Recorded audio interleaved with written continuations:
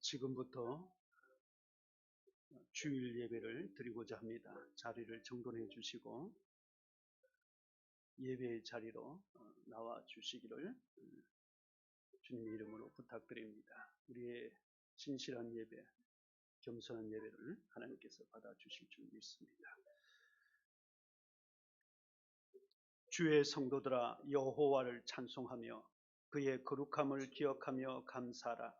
그의 노염은 잠깐이요 그의 은총은 평생이로다. 저녁에는 울음이 깃들을지라도 아침에는 기쁨이 오리로다. 아멘.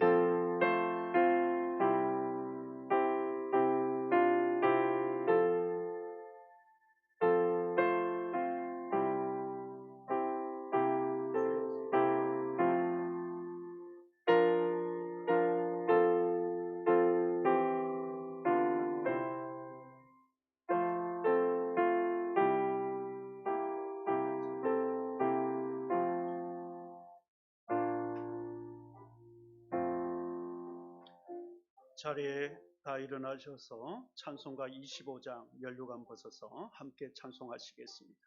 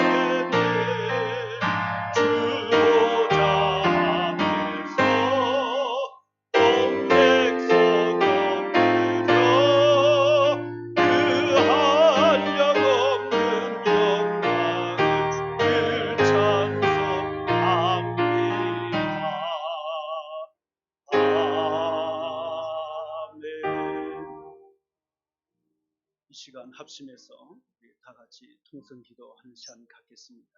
어려운 고난의 시간입니다. 우리의 죄와 허물을 용서하여 주시고 겸손하고 진실하게 하나님 앞에 서게 해 주시옵소서. 말씀과 기도로 돌아가길 원합니다.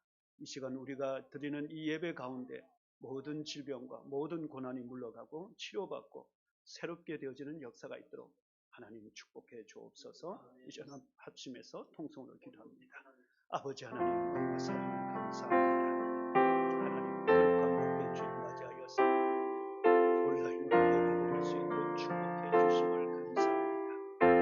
아버지, 우리가 드리는 이 예배 가운데 주님 영광 받아 주시옵시고 이번 일로 인하여서 하나님 앞에 더욱더 진실함과 겸손함으로 하나님 앞에 서게 하옵소서. 우리의 허물과 우리의 부족함을 깨달아 알게 하여 주시옵시고 아버지, 말씀과 기도 앞에 다시 새롭게 세워지는 이 귀한 시간 기간이 되게 해 주시기 바랍니다. 속히 온라인 예배가 이제 또 마쳐지고 또 저희들이 다 함께 모여서 예배드리며 즐겁게 찬송하며 아름답게 성도가 교제하는 날이 돌아오도록 주여 모든 이 악한 전염병도 주님께서 이제 사라지게 해 주시옵시고 잘 이기게 해 주시옵시고 주님 이 시간 함께 동일하게 예배드리는 저희 성도들 위해 성령으로 충만케 하옵소서.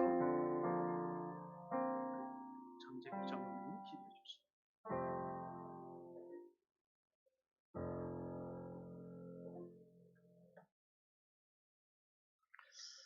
만물을 창조하셨고 나의 삶의 모든 생사화복을 주관하시는 하나님 아버지, 여호와 아버지의 이름을 오늘도 찬양합니다. 오늘도 살아있음에 감사를 드립니다. 그러나 하나님, 지금 미국은 코로나19 확진자가 2만 7천 명을 넘었습니다. 온 나라가 그 확산 속도에 놀라며 서로를 향한 경계심으로 가득 차 있습니다. 이로 인해 어린아이와 학생들은 학교에도 가지 못합니다. 생계가 달린 직장과 사업장도 모두 문을 닫고 사회적 거리두기에 임하고 있습니다. 앞으로 닥칠 불안과 공포에 매일매일 살얼음판을 걷는 심정으로 살아가고 있습니다. 뿐만 아니라 주일이면 교회에 함께 모여 하나님을 찬양하고 말씀을 배우고 서로 교제하며 떡을 떼며 위로하고 격려하여야 하지만 서로의 안전과 사회적 책임을 다하기 위해 인터넷으로 예배를 대신하는 초유의 사태를 맞이하게 되었습니다. 하나님 어떻게 해야 되나요?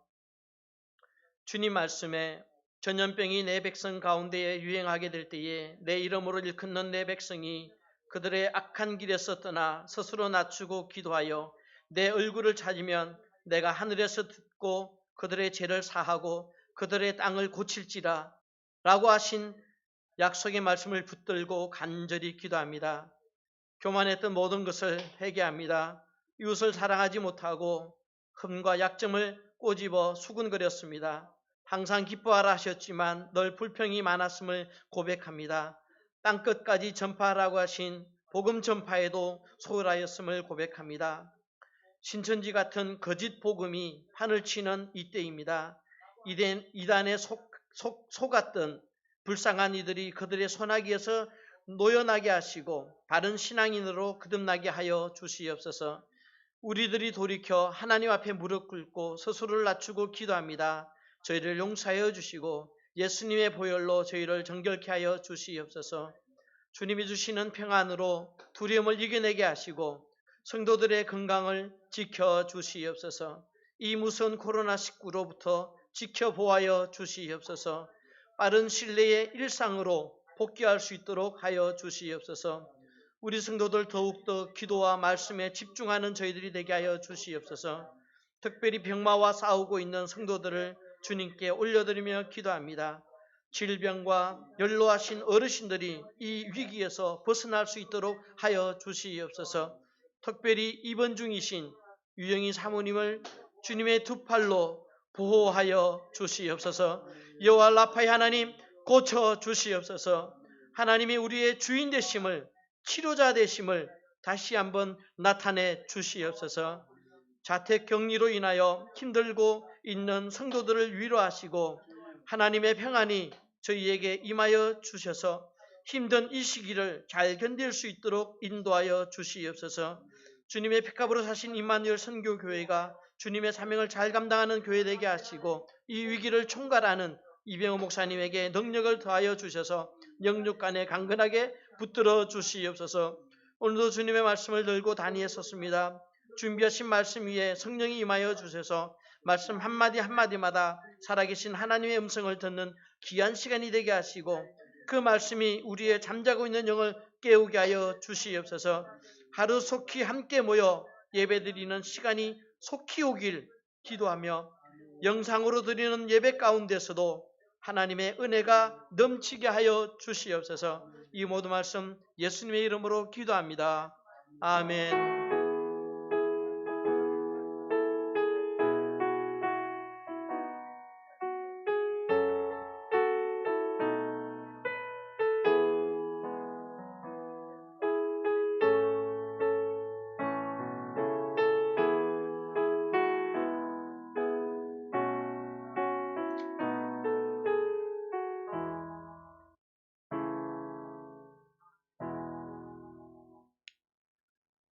하나님 말씀은 사도행전 2장 38절부터 42절까지 말씀과 그리고 에베소서 5장 16절부터 21절까지 말씀을 보시겠습니다.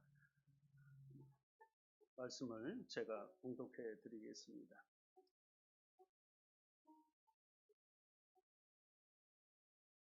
베드로가 이르되 너희가 회개하여 각각 예수 그리스도의 이름으로 세례를 받고 죄 사함을 받으라.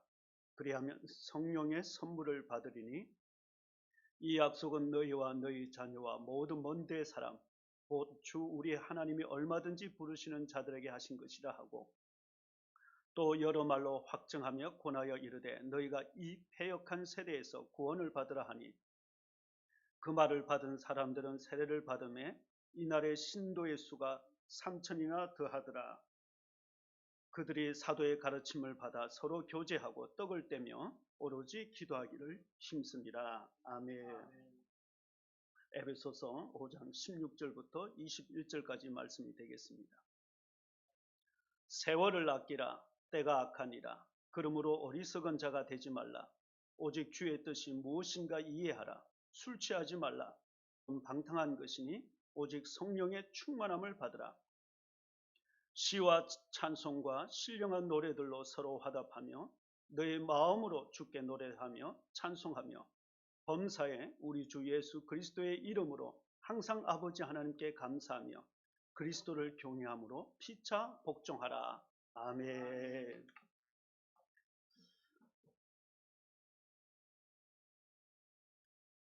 이 시간 주의 성전을 바라보며 예배드리는 우리 임마누엘 성교회 성도 여러분, 오늘 복된 주일입니다. 주님의 은혜와 평강이 예배드리는 있는 곳곳에서 넘쳐나시기를 주님의 이름으로 축복합니다.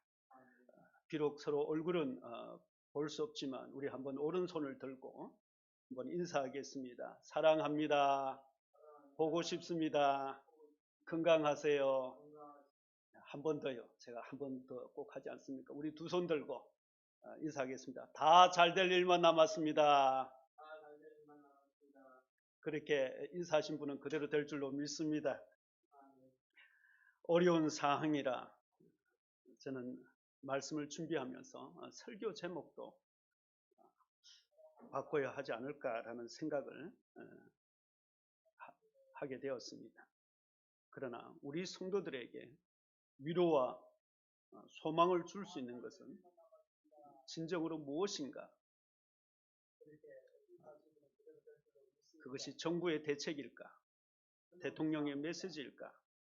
그것만으로는 우리의 불안한 마음을 붙들어 줄 수 없다는 것을 생각하게 되었습니다.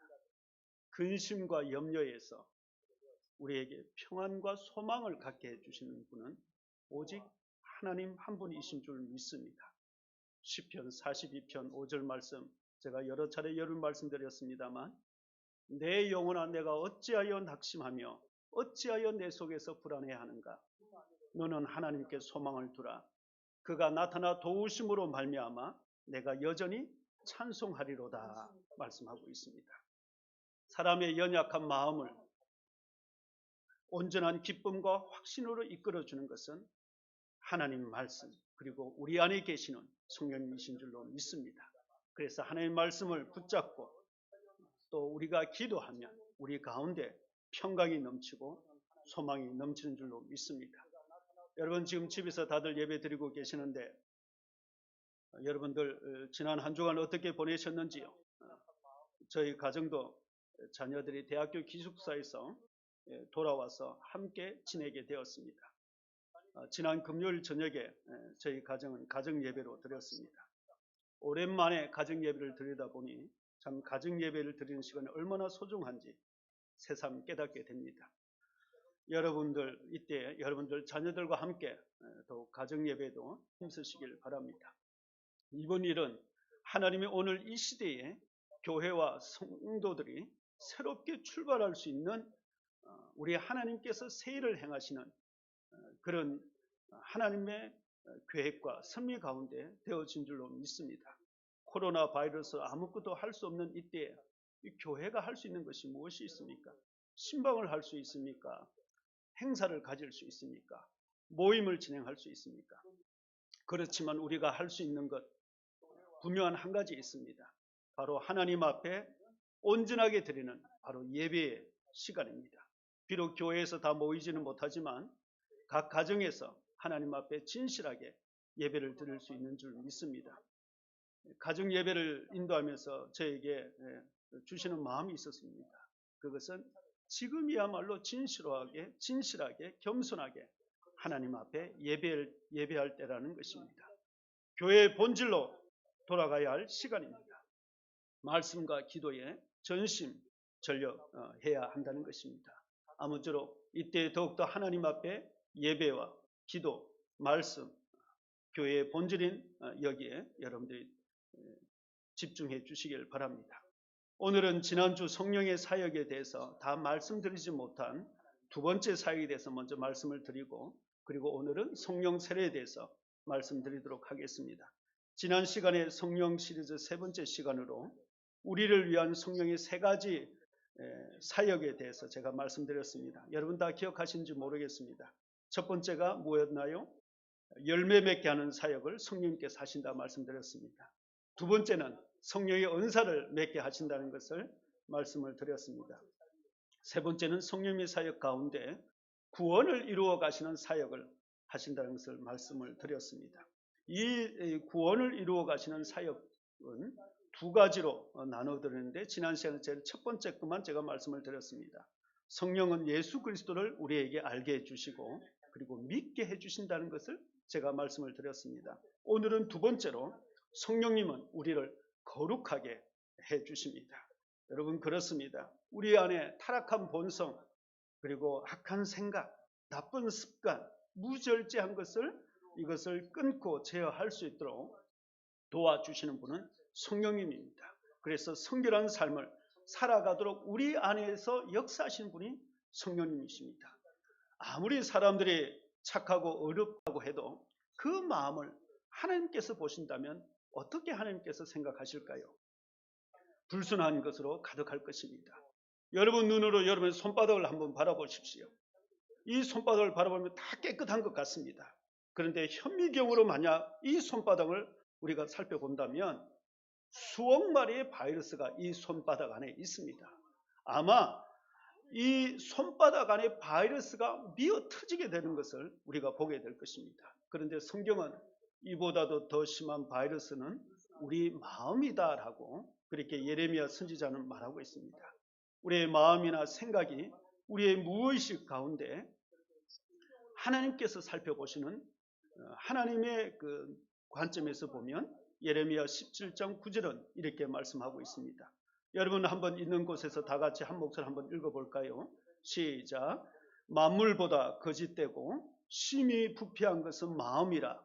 누가 능히 이를 알리오마는 나 여호와는 심장을 살피며 폐부를 시험하고 각각 그의 행위와 그의 행실대로 보응하나니 말씀하고 있습니다.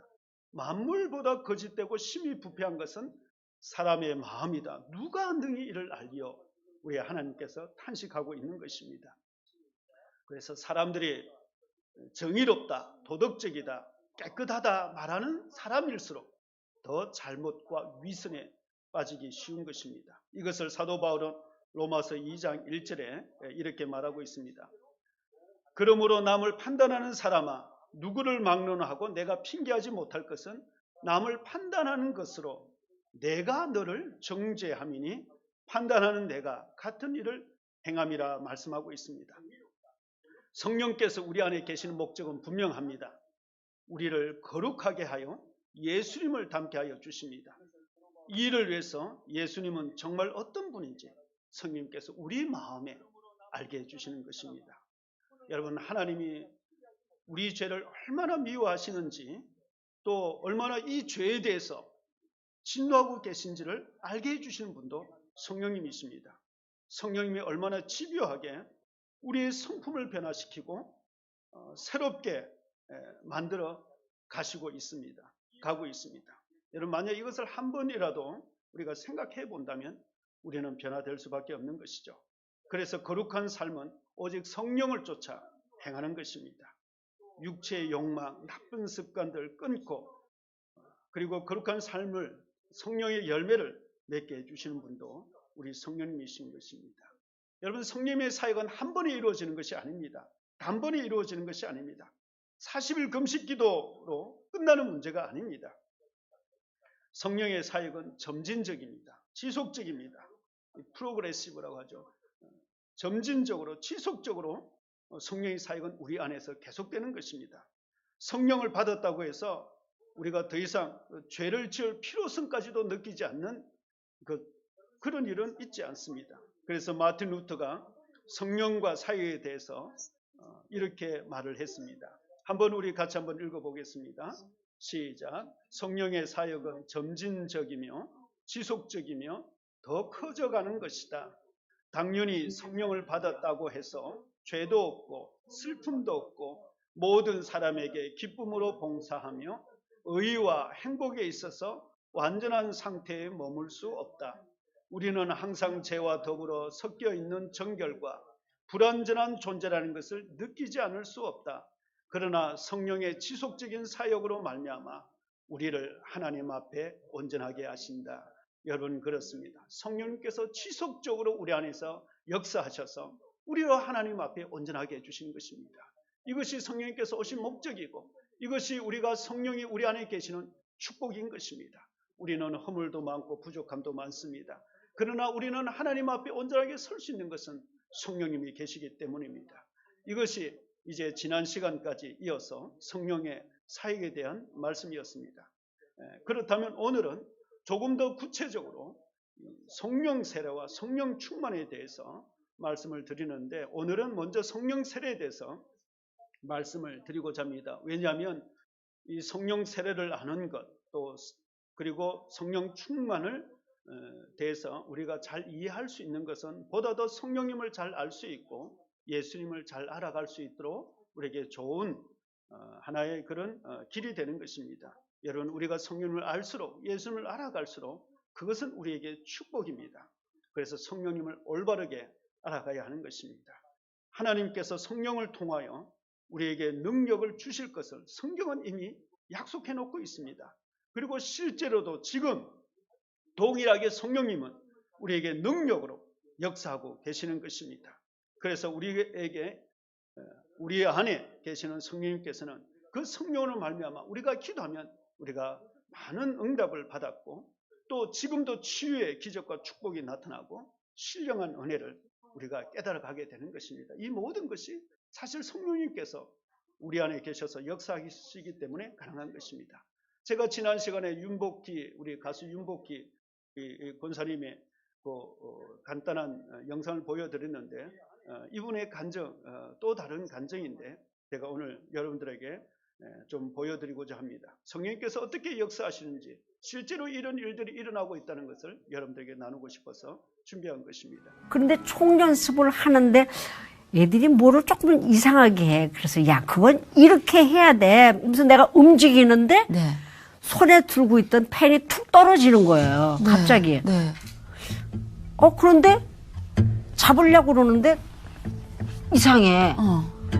그래서 느낌에 네. 나 오늘은 일찍 들어와서 잘게. 내일 공연장에서 보자. 네. 그래서 택시를 불렀어요. 네. 택시를 부르고 집을 왔어요. 신림동에서 이제 역삼역까지 집을 와갖고서는 안 되겠다 그래가지고 그 구급차가 왔어요. 네. 그래서 구급차를 타고 세브란스 가니까 세브란스에서 뭐 뼈만 하는 데를 네네. 보내주더라고요. 네네네. 그러더니 그때는 2만 원 대바늘을 막 박아가지고 찍는 거야. 그러더니 이거 세상에 어떻게 이런 몸으로 다녔습니까? 그래. 그래서 뭘요? 무슨 몸으로 다녔는데 언제 다쳤냐? 기억이 안 나는 거야. 어떡하면 좋아.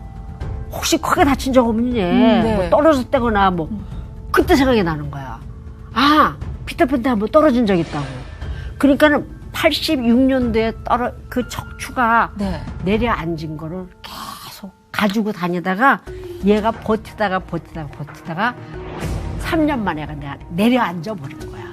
그러니까 이 뼈 디스크가 중간에 있잖아요. 물렁뼈 네. 그게 없는 협착이 거야. 완전 돼버린 거죠. 그게 없어. 그래가지고 엑스레이를 보니까 얼마나 완전히 고통스러운데요, 그러면? 아니 너무 신기해. 어떻게 고통 없이 고통이라기보다는 지내셨지? 고통이라기보다는 나는 이게 아프면 애들 보고 밟아 그랬으니까 밟아서 으드득 하면은 잘 수 있었어요. 그러니까 권사님 다 주시진 않았나 봐요. 그 감각을. 그치. 아이고. 아우, 근데 진짜 너무 그래, 아팠을 텐데. 그래서. 병원에 안 갔잖아. 그래서. 그러니까 어찌됐든 간에. 네. 그러면서 빨리 세브란스로 다시 보내더라고요. 그렇지, 가야죠. 가더니 이제 세브란스에서 딱 그 수술. 엑스레이를 보더니 하체 밑으로 마비가 옵니다. 그러니까 무대 못 쓴다는 거예요. 어머. 그러니까는 그런 상태에서 소변 보러 가는 게 굉장히 힘들어요. 아, 그러네. 그러니까 그렇게 했어. 한 4년을. 아, 그럼 기도도 이렇게 좀 빨리 좀 낫게 해주세요. 이런 기도도 하실 아니요, 법한데. 한 번도 내가 나에 대한 기도를 해본 적이 없어요. 뭐를 주세요 하는 그런 저희랑 기도를 많이 안 해봤어요. 다르신 것 같아요. 많이 다르신 것 같아요. 진짜요? 안 해봤어요. 그런데 제가 4년째 됐을 때 그때 이제 제가 기도가 아니고 응접실에서 네. 죽은 나사로도 주님이 살리시는데 응? 이 뼈 3개 정도 뼈 올리는 거를 참 이거 웃기는 그러니까 내가 누워갖고 응접실에 누워서 혼자 완전히 응접실에 그것도 그냥 참 이쁜 상태는 아니었을 거야. 팬티하고 파자마 입은 상태로 맨바닥에 누워갖고 아유 이 뼈 3개 정도야. 생각만 했어. 말도 안 하고. 나사로도 살렸는데. 그러고 잤어요 그냥. 네. 근데 아침에 딱 일어나는데 목이 타. 그래서 나는 물만 마시거든요. 네. 그래서 딱 눈을 떠갖고서는 그 책상 위에 있는 이걸 이렇게 더듬어 해가지고서는 주전자를 해가지고서 물을 따랐어. 네. 놀란 거야.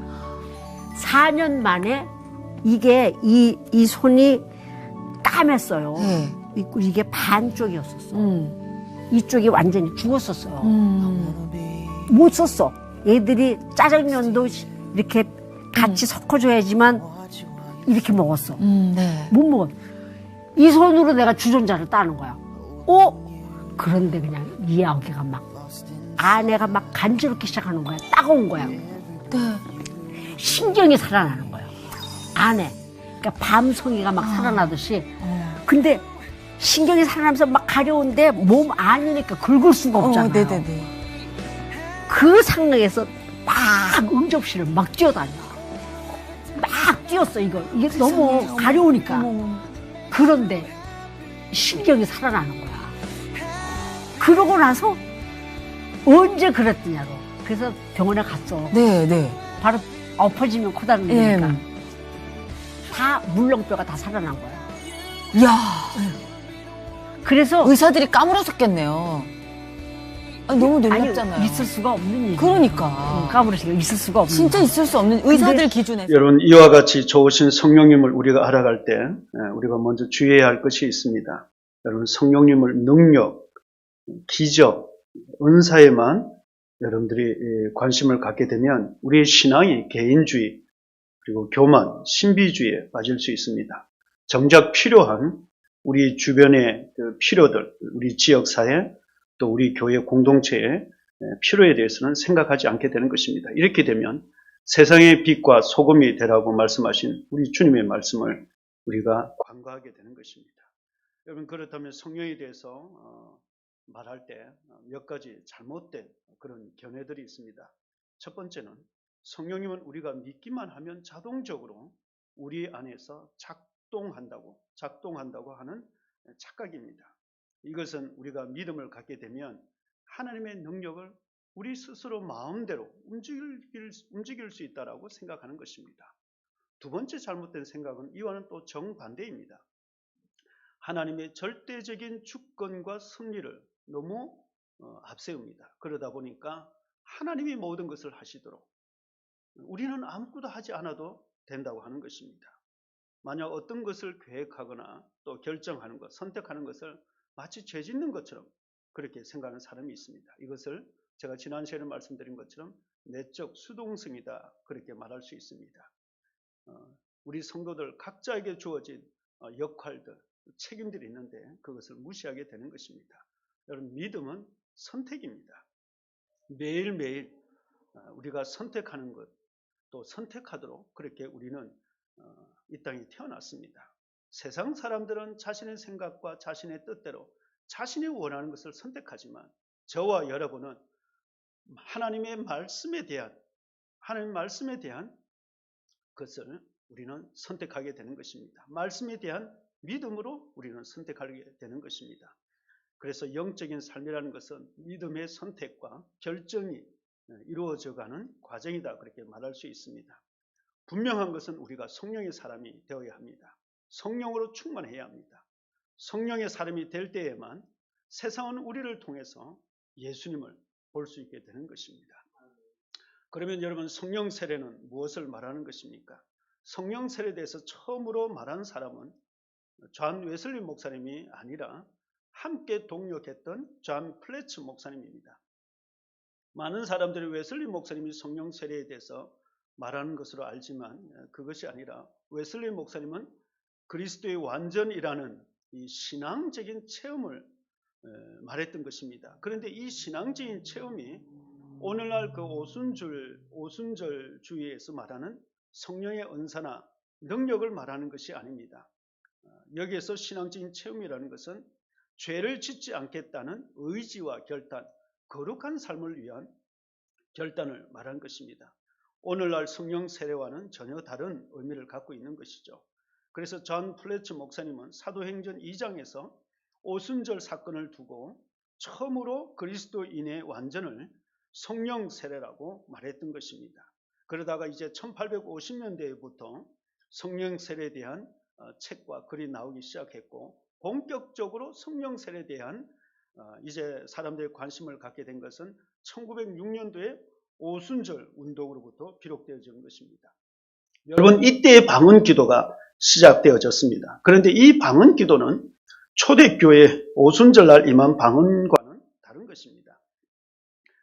초대교회에서 이루어졌던 방언은 다른 나라 사람들이 알아들을 수 있는 그런 방언 기도였습니다. 오늘날과 말하는 방언 기도와는 다른 것이죠. 그래서 지금도 오순절 쪽에서는 이 성령 세례를 방언과 이제 같은 것으로 그렇게 여기고 있습니다.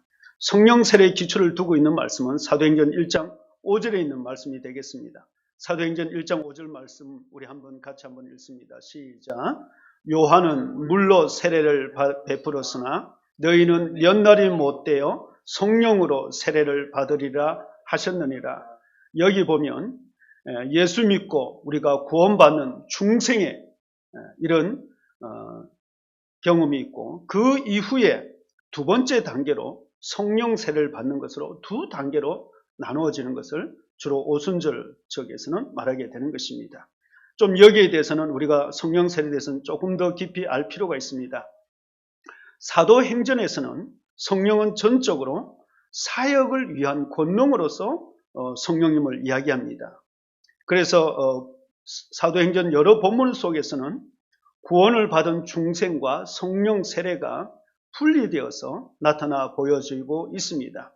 여기에는 사도행전이 기록되어진 목적이 있기 때문에 그렇습니다. 초대교회에서 어떻게 복음이 시작되어졌고 어떻게 이 복음이 확장되고 있는가를 보여주기 위해서 사도행전이 기록되어진 것입니다. 이 목적을 이해하지 못하고 오늘날도 똑같이 초대교회와 같은 성령 세례만을 무조건 강조하면 무리가 있는 것입니다.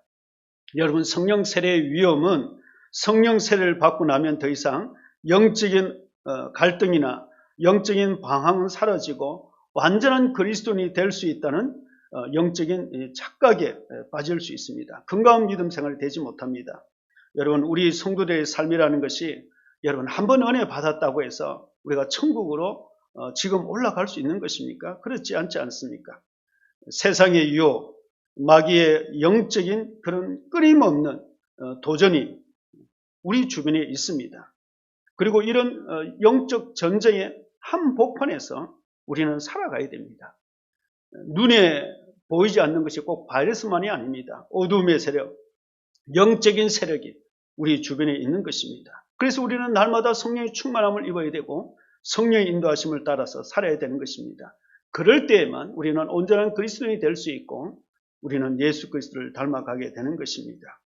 여기에서 성령 세례를 오순절과 똑같은 두 번째 체험으로 그렇게 받아들이게 되어지면 몇 가지 무리가 있게 되는 것입니다. 사실 사도행전에 나타난 성령 세례는 제자들에게는 오순절날 되기 전까지는 아직 성령님이 오시지 않았기 때문에 마치 두 번째 또다시 성령 세례를 받는 것처럼 그렇게 보여졌던 것입니다. 오순절 사건은 제자들에게는 최초로 그리고 유일하게 받는 순간입니다. 오늘 우리들과는 상황은 다릅니다.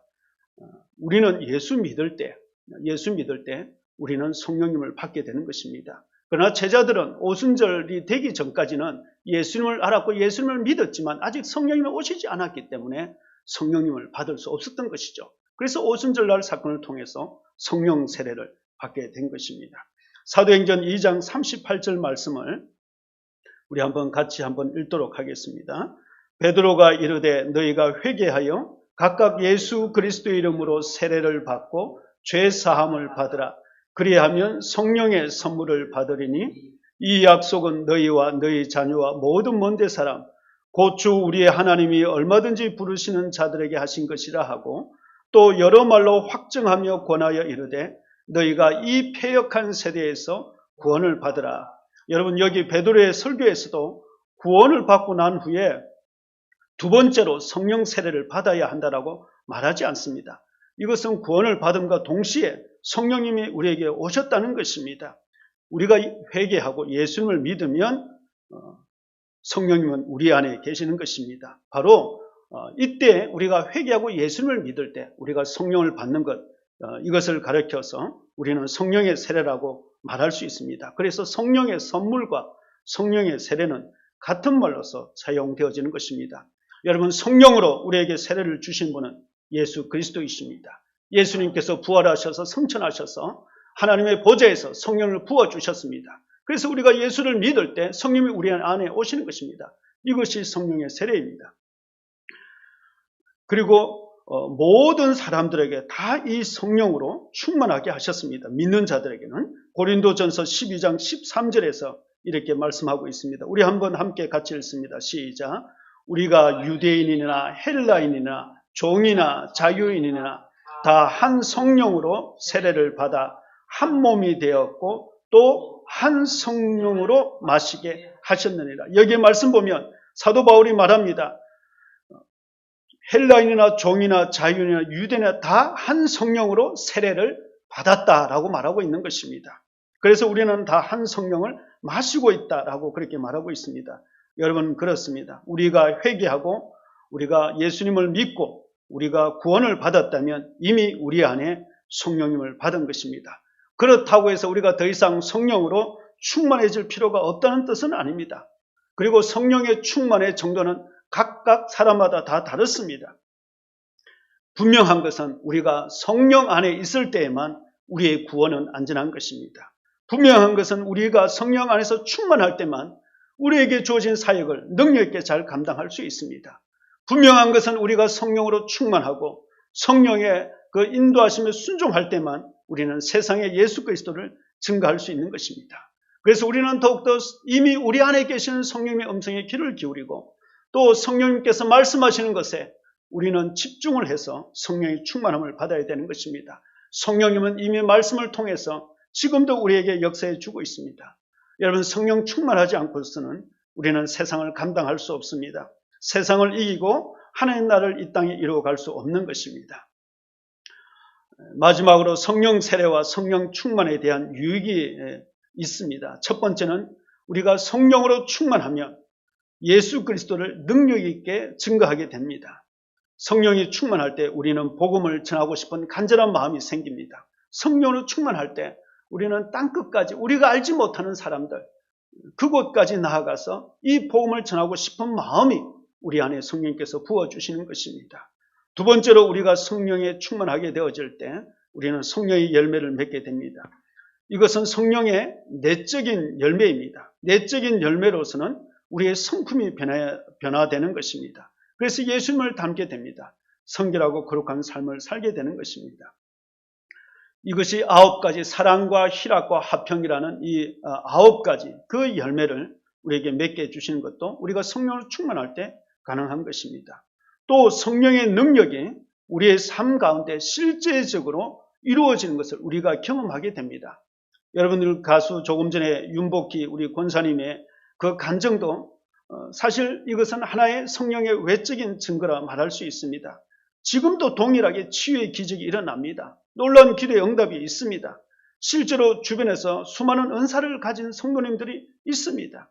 여러 가지 기적과 능력을 체험한 성도님들도 계시고 또 이것을 직접 바라본 목격자들도 있습니다.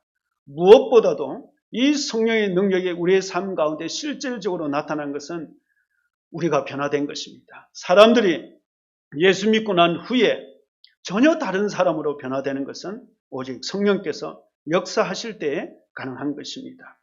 마지막으로 가장 중요한 것이 있습니다. 성령 세례가 우리에게 보여주는 가장 중요한 한 가지입니다. 그것은 바로 이 오순절의 의미인데 오순절의 성령 강림은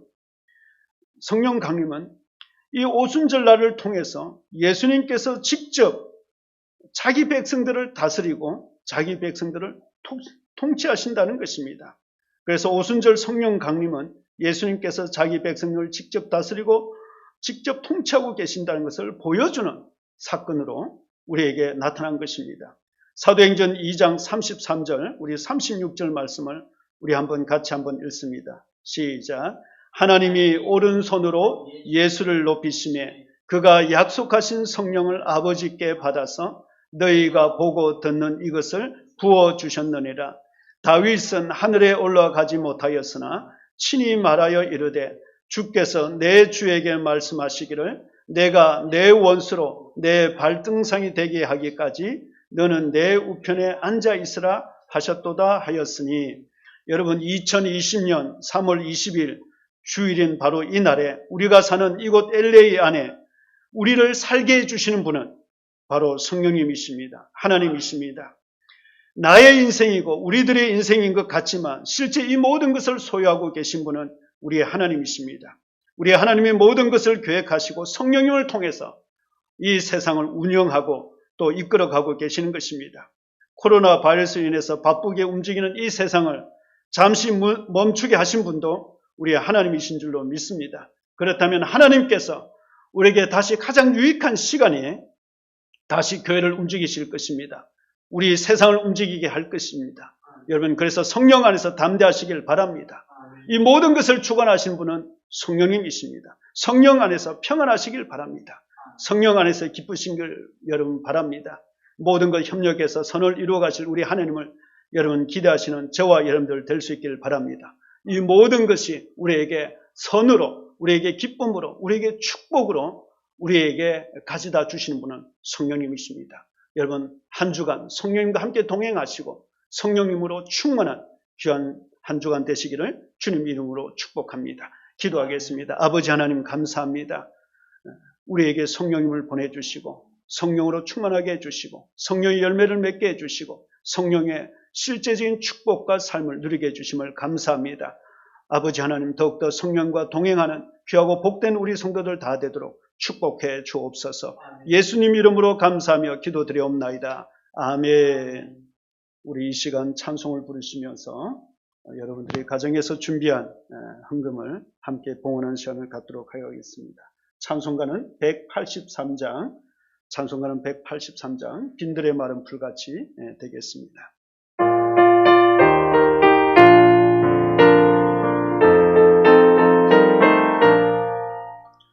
빈들의 마른 풀같이 시들은 나의 영혼, 주님의 허락한 성령 간절히 기다리네. 가물음의 마른 땅에 단비를 내리시듯 성령의 단비를 부어 새 생명 주옵소서. 반가운 빗소리 들려 산천이 춤을 추네. 봄비로 내리는 성령 내게도 주옵소서. 가물음의 마른 땅에 단비를 내리시듯 성령의 단비를 부어 새 생명 주옵소서. 절 따라 우러를 내려 조목이 무성하니 갈급한 내 심령 위에 성령을 부소서. 아무런 메마른 땅에 단비를 내리시듯 성령의 단비를 부어 새 생명 주옵소서. 참되신 사랑의 언약 어길 수 있사오랴. 오늘의 흡족한 은혜 주실 줄 믿습니다. 아무런 메마른 땅에 단비를 내리시듯 성령의 단비를 부어 새 생명 주옵소서. 기도하겠습니다. 우리를 불쌍히 여기시는 하나님 아버지, 지난 한 주간 두렵고 힘든 시간을 보냈습니다. 그러나 우리의 하나님이 함께 계셔 주셨기에 우리가 평안을 누리며 또 우리의 마음속에 감사의 제목을 찾아서 기도할 수 있는 귀한 시간이 되었습니다. 이 시간 주의 전을 사모하며 주의 전을 바라보며 예배하는 우리 모든 성도들에게 하나님, 이 시간 주님께서 돌아보아 주시옵시고 주님 있는 가정 곳곳에서 평안이, 기쁨이, 성령의 충만함이 넘쳐나게 해주시기를 간절히 기도합니다. 속히 이 전염병이 지나가게 해주시고 다 함께 모여 예배드릴 수 있는 날이 오게 해주시옵소서. 아버지, 우리가 가정에서 함께 이 시간 예배드리지만 따로 떼어서 드리는 10의 일주의 헌금과 감사의 헌금과 선교와 주중의 헌금을 주님 축복해 주옵소서. 이 예물이 주의 선하고 아름다운 일에 합당하게 사용되기를 원합니다. 특별히 이 기간 동안 남아있는 건축공사 일정들이 다 마쳐지게 해주시고 또 이를 위해서 드려진 우리 성도들의 건축 헌금 위에 하나님의 긍휼하심이 넘쳐나게 하여 주옵소서. 이 시간 성전에 나올 수 없는 상황으로 가정에서 함께 예배드리는 우리 성도들, 우리 주일학교, 우리 중고등부, 우리 청년부를 성령의 새 능력으로 더럽혀 주시고 충만하게 해주시고 성령님께서 친히 선생님이 되어 주셔서 인도하여 주시고 가르쳐 주시길 원합니다. 무엇보다도 우리 모두에게 평안을 주시옵시고 이 시간 특별히 질병 가운데 특별히 심한 아픔 속에서 누워 계시는 우리 유사모님과 또 우리 여러 어르신들을 주님 기억해 주시고 모든 아픔과 질병이 나사렛 예수 이름으로 깨끗하게 치료함을 얻게 해 주시옵소서. 우리 사랑하는 자녀들의 하루속히 수업과 또 모든 진로가 열리게 해 주시옵시고 또 직장과 기업의 안정 가운데서 또 잘 이겨나갈 수 있도록 도와주시길 원합니다. 사랑하는 성도들의 가정을 축복해 주시고 서로에 대한 고마움과 감사를 새롭게 알아가는 시간 되도록 도와주시옵소서. 서로에 대한 믿음으로 사랑으로 허물로 덮어가는 우리 아름답고 믿음의 귀한 복된 가정으로 세워주시옵소서. 예수님의 이름으로 감사하며 기도드리옵나이다. 아멘. 이 시간 여러분 주보 여러분 받으실 수는 없지만 제가 간단하게 여러분들에게 안내 말씀을 드리도록 하겠습니다. 이번 주부터 온라인으로 실시간 예배를 당분간 드리게 되겠습니다. 불편하시지만 여러분 예배 드릴 때 정성을 다하여서 드려주시기를 바랍니다. 그리고 우리가 계속해서 여러분들이 알려드리신 것처럼 내일부터 새 성전 입당을 위한 단일 기도회가 각 가정에서 갖게 되겠습니다. 기도의 제목도 여러분 이제 카톡에 여러분 올려드렸는데 여러분들이 기도의 제목을 참조해 주시고 또 여러분들의 작정한 금식 기도의 날짜를 여러분들이 기억하셔서 함께 여러분들이 이 기도회를 진행해 주시길 바랍니다. 그리고 헌금에 대해서는 여러분들이 다시 또 알려드리겠지만 미리 여러분들이 준비해 두셨다가 교회에 오실 때 그렇게 헌금을 내시면 되겠습니다. 아니면 메일로도 보내주시면 되겠습니다. 우리 찬양 부르시고 오늘 예배를 마치도록 하겠습니다. 우리 자리에 다 일어나셔서 우리 이 땅의 황마음을 벗어서 우리 함께 찬양하도록 하겠습니다.